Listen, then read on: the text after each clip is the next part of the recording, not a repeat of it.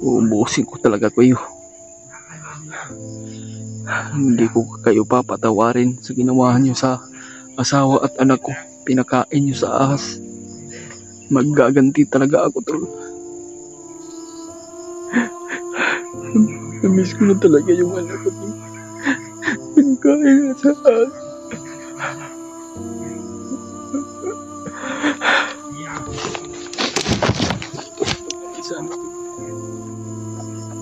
Masakit sa akin. Hindi ko nabigyan ng katarungan ng pagkamatay ng anak ko.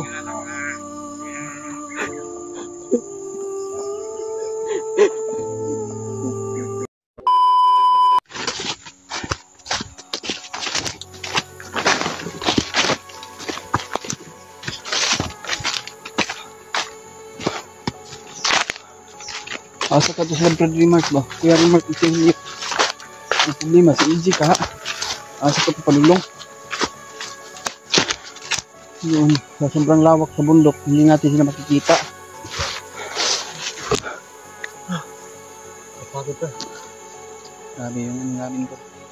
Grabe yung pagsakripisyo namin sa paghahanap sa mga ibang kasamahan namin.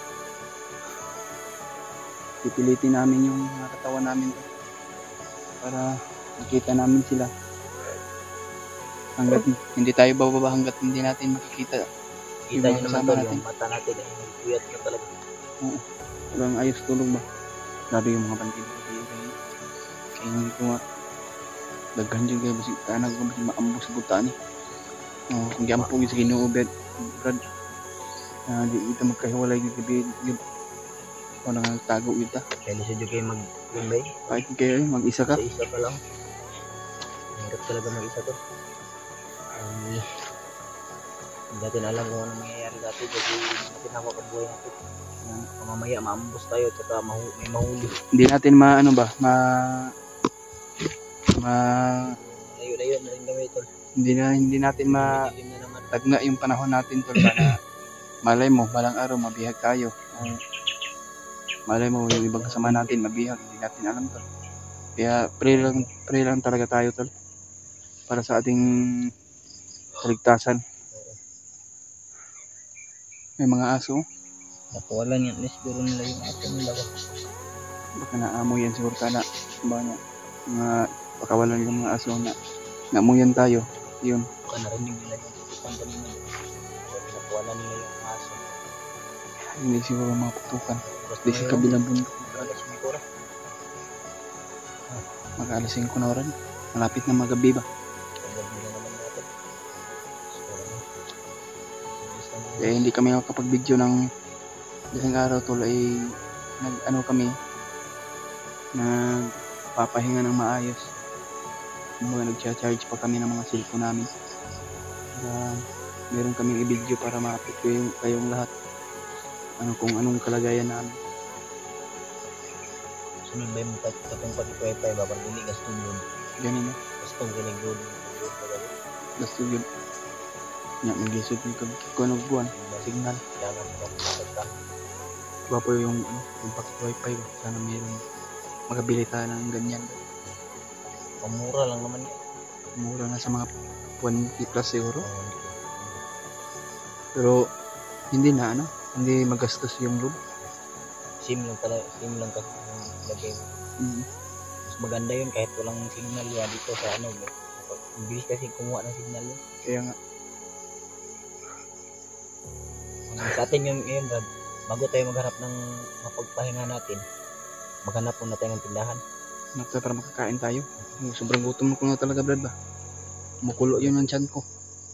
Ganun din ako. Kahit puro siguro bili rin ako ng gamot ba? Baka may gamot doon. Makabili tayo para hindi tayo lumala yung natin sakit sa ulo ba. Sana makahanap tayo pa ng tindahan na malapit na ito. Gamot at saka mga pagkain to. Makabili tayo ng gamot. Makahanap kami ng tindahan.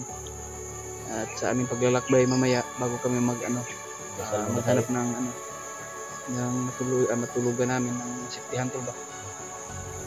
At ng tindahan. Dasal muna tayo mamaya tol bago tayo matulog. Dasal talaga yung natin kailangan. Subayin po tayo ng ating Panginoon Diyos. Sana po sa ating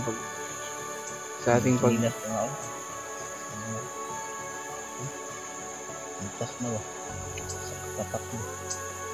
Mabuti ito ay maano baligkon ba. Ito yung first kong chinilas, Brad. Yung sa pagbaba ko ba. May nagbigay kasi kay Kuya Bad, so hindihan niya ako ng mga gamit. Ito yung first na naging chinilas ko. Ito.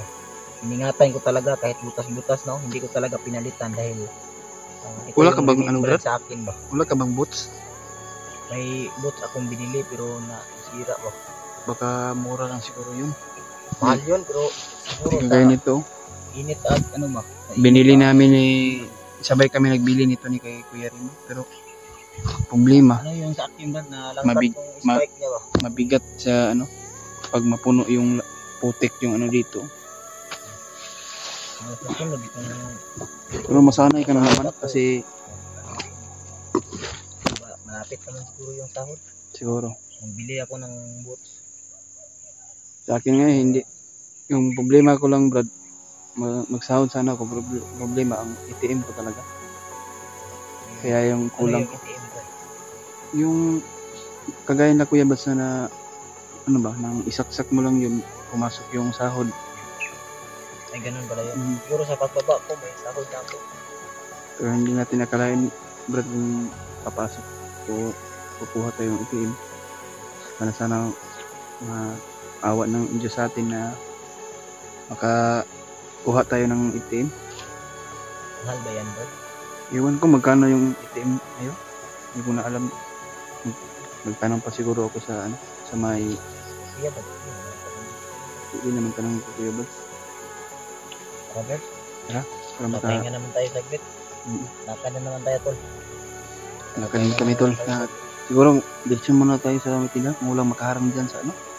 Hindi pa rin. Kasi padilim na, oh. Padilim na ba? Para mabilis na yung ano natin. Tuloy yung ulan mo, baka mamaya hanap na naman tayo ng Patagtaguan, mapagtaguan ba?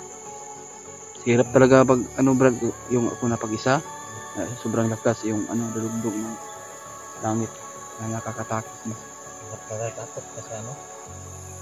Napakadilim ng paligid. Iwan ko kung Kasi natatakot ako, parang may multo sa likuran ko. kaya nga ano, napakadilim. Kaya umiwas tayo ng magpailaw ng cellphone dahil alam ng mga bandido o commander na mga vlogger kaya madali tayo mahuli niyan. May lighter ako pero pang ano lang, pang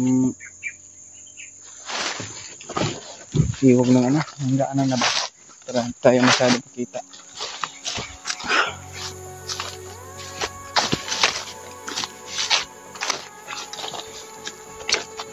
Pero patuloy pa rin yung isang paglalakbay namin. Sana makahanap kami ng tindahan. At may para makabili kami ng pagkain. Bragutom na talaga.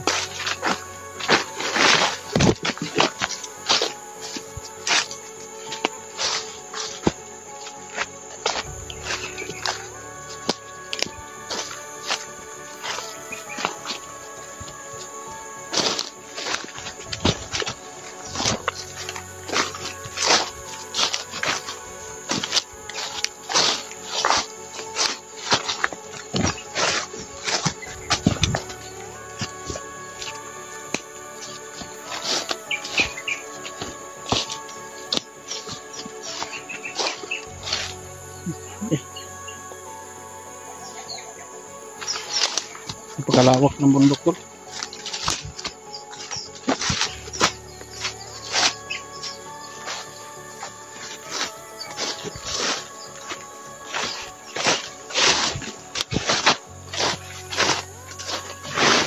Ha? Brad? Ha? Na? Sa pandipit?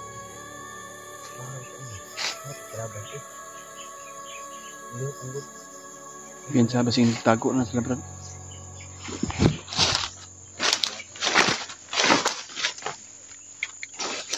Ayun pa, oh. Ayun, Brad. Nakaupo lang, Brad. Nakaupo lang.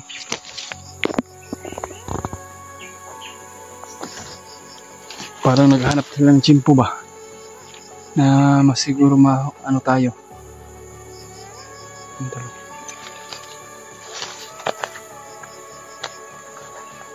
Hindi siguro po. Kung mo yung tayo niyan ba?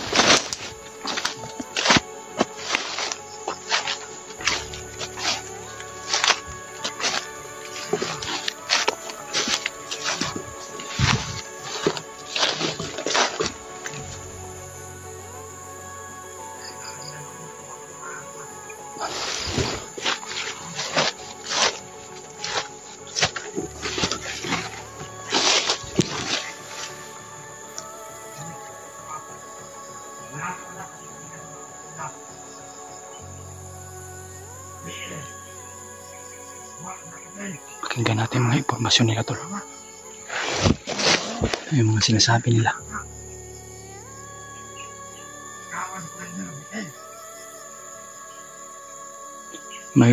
May pinakain daw sila na bata sa ahas ni Commander Bagnot. Iwan ko. Diyos ko naman, tol. Sana hindi anak ni Bradley yun, tol. Huwag naman sana, tol. Sana walang mangyari sa batang yun. Lalo na yung mag-ina na yun. Lalo na yung asawa niya. Tol, pagdasal magkapit, tol. Sana hindi yung anak ni Bradley na pinakain sa ahas, tol. Diyos ko na naman to. Hayop ng mga bandido to. Nanggigigil na talaga ako, tol. Hubusin ko talaga yung mga lahi nito ni Bagnot. Naisip ko talaga, tol, parang anak ko na yung ginanyan nila sa akin. Masakit sa akin, tol, na narinig ko nga bata pinakain sa ahas ni Bagnot. Diyos ko. Kaya naisip ko, tol, parang anak ko na yun na loko. Mga hayop kayo.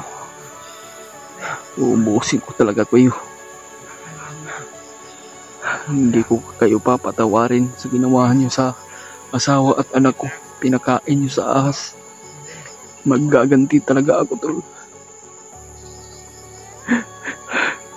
Namiss ko na talaga yung anak ko, tol. Pinakain niyo sa ahas.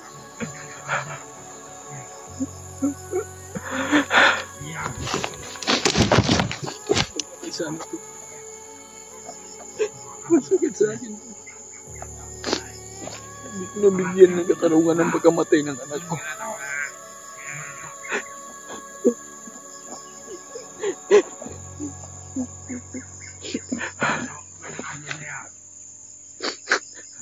Buusin ko talaga sa akin. Pahayop kayo. Maggaganti talaga ako.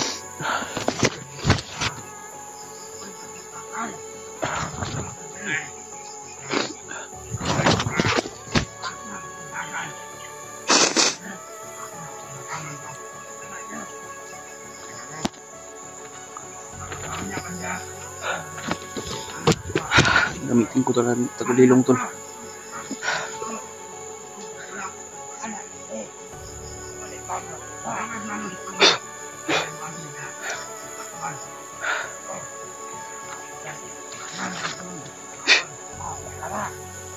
Hindi tayo makakita nila, tol. Itagulilong tayo. Tingnan natin. Sana aabot yung mga tapang nyo.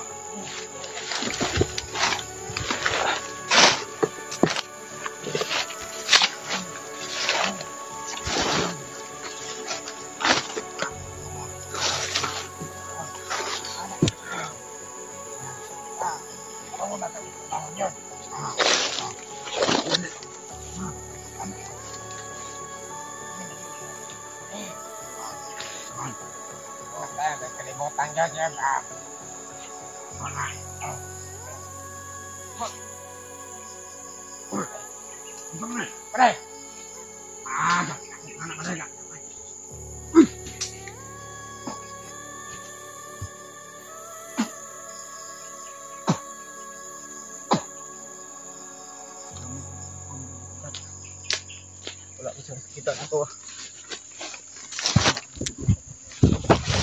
Aga nyo ha, maisan mo kami ha.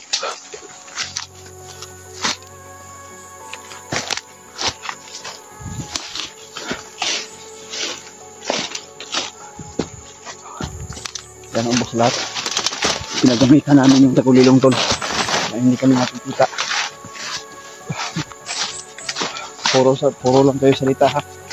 Matayo sa gawa. Yan nga.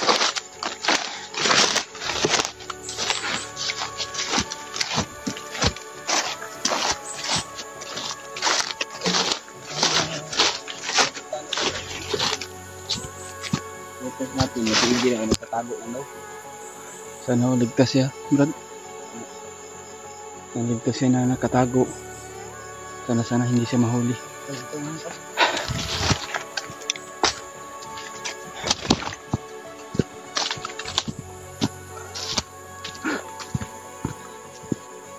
Napaiyak ko po.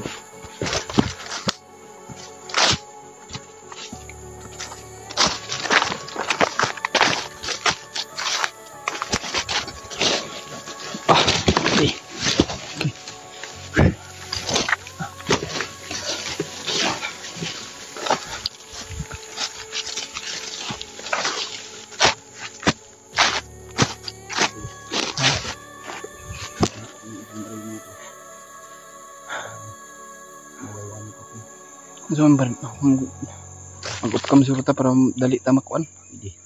Dali ta og lakbay ba. Para makapalit tayong pagkaon, kuting-kutuman na gid ba.